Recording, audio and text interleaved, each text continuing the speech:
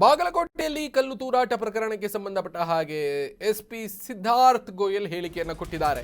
ಘಟನೆಯನ್ನ ವಿವರಿಸಿದ್ದಾರೆ. ಅವರು ಏನೇನಾಗಿದೆ ಸಂಬಂಧಪಟ್ಟ ಹಾಗೆ ಎಲ್ಲವೂ ಕೂಡ ಹೇಳಿದ್ದಾರೆ. ಬಾಗಲಕೋಟೆಯಲ್ಲಿ ಕಲ್ಲು ತೂರಾಟ ಪ್ರಕರಣಕ್ಕೆ ಸಂಬಂಧಪಟ್ಟ ಹಾಗೆ ಪೊಲೀಸ್ ವರಿಷ್ಠಾಧಿಕಾರಿ ಸಿದ್ಧಾರ್ಥ್ ಗೋಯಲ್ ಮಾಹಿತಿಯನ್ನು ನೀಡಿದ್ದಾರೆ. ಸುಮೋಟೋ ಕೇಸ್ ದಾಖಲಿಸಿ ಎಫ್ಐಆರ್ ಅನ್ನು ದಾಖಲಿಸಿಕೊಳ್ಳಲಾಗಿದೆ ಅನ್ನೋದಾಗಿ ತಿಳಿಸಿದ್ದಾರೆ.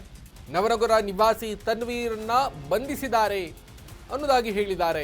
ಪ್ರಕರಣಕ್ಕೆ ಸಂಬಂಧಪಟ್ಟ ಹಾಗೆ ಒಟ್ಟು 8 ಜನರ ಬಂಧನವನ್ನ ಮಾಡಿದ್ದೀವಿ. ಸಿಸಿಟಿವಿ ದೃಶ್ಯಗಳನ್ನು ಗಮನಿಸಿಕೊಂಡು ಆರೋಪಿಗಳ ಬಂಧನವನ್ನ ಮಾಡಿದ್ದೀವಿ ಅನ್ನೋದಾಗಿ ಸಿದ್ಧಾರ್ಥ್ ಗೋಯಲ್ ಬಾಗಲಕೋಟೆ ಜಿಲ್ಲೆಯ ಪೊಲೀಸ್ ವರಿಷ್ಠಾಧಿಕಾರಿ ಮಾಹಿತಿಯನ್ನು ನೀಡಿದ್ದಾರೆ. ಕಲ್ಲು ತೂರಾಟ ಪ್ರಕರಣಕ್ಕೆ ಸಂಬಂಧಪಟ್ಟ ಹಾಗೆ ಒಂದು ಬಹಳ ದೊಡ್ಡ ಚರ್ಚೆ ಆಗ್ತಾ ಇತ್ತು. ಈ ಒಂದು ಘಟನೆ ಸೈದ್ಧಾಂತಿಕ ಹೋರಾಟಕ್ಕೆ, ಸೈದ್ಧಾಂತಿಕ ಸಂಘರ್ಷಕ್ಕೆ ಈ ಒಂದು ಘಟನೆ ಸಾಕ್ಷಿಯಾಗಿತ್ತು, ಕಾರಣ ಆಗಿತ್ತು ಅಂತ.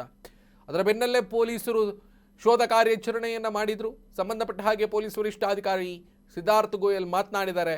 ಏನು ಮಾತನಾಡಿದ್ದಾರೆ ಅನ್ನೋದನ್ನು ನೋಡ್ತಾ ಹೋಗೋಣ.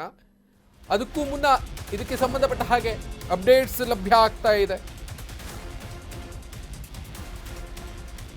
ತನ್ವೀರ್ ಬಿಟ್ಟು ಬೇರೆ ಯಾರೂ ಕೂಡ ಕಲ್ಲು ತೂರಿಲ್ಲ, ಗಮನಿಸಬೇಕು. ನಿನ್ನೆ ರಾತ್ರಿ 10:06 ಕಲ್ಲು ತೂರಾಟ ಪ್ರಕರಣ ನಡೆದಿರುವುದು. ಮೆರವಣಿಗೆ ವೇಳೆ ಕಲ್ಲು ತೂರಾಟ ನಡೆದಿಲ್ಲ ಅನ್ನೋದಾಗಿ ಹೇಳಿದ್ದಾರೆ.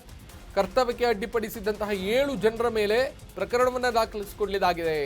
ಡಿಜೆ ವಿಚಾರಕ್ಕೆ ಗಲಾಟೆ ಆಗಿಲ್ಲ ಅಂತ ಎಸ್ಪಿ ಸಿದ್ಧಾರ್ಥ್ ಗೋಯಲ್ ಈ ರೀತಿಯಾಗಿ ಮಾಹಿತಿಯನ್ನು ನೀಡಿರುವುದು.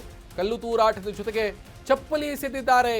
ಬಿಎನ್ಎಸ್ ಭಾರತೀಯ ನ್ಯಾಯ ಸಂಹಿತೆ 163 ಅದರ ಅಡಿಯಲ್ಲಿ ನಿಷೇಧಾಜ್ಞೆಯನ್ನು ಜಾರಿ ಮಾಡಲಾಗಿದೆ. ಬಾಗಲಕೋಟೆ ಪೊಲೀಸ್ ವರಿಷ್ಠಾಧಿಕಾರಿ ಸಿದ್ಧಾರ್ಥ್ ಗೋಯಲ್ ಈ ರೀತಿಯಾಗಿ ಮಾಹಿತಿಯನ್ನ ಕೊಟ್ಟಿದ್ದಾರೆ.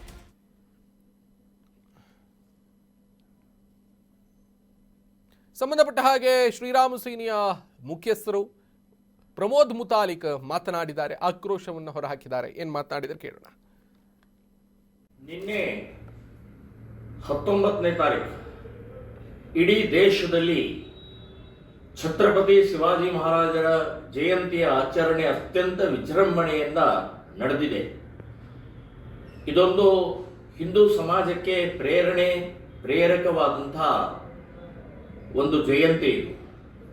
ಹಿಂದೂಗಳು ಉಳಿದಿದ್ರೆ, ಹಿಂದೂಸ್ತಾನ ಉಳಿದಿದ್ರೆ ಛತ್ರಪತಿ ಶಿವಾಜಿ ಮಹಾರಾಜರಿಂದ. ಸೊ ಅಂಥ ವೀರ ಧೀರ ಶಾಸ್ತ್ರತ್ವವನ್ನು ಮೂಡಿಸಿದಂತಹ ಛತ್ರಪತಿ ಶಿವಾಜಿಯ ಮೆರವಣಿಗೆ ಮೇಲೆ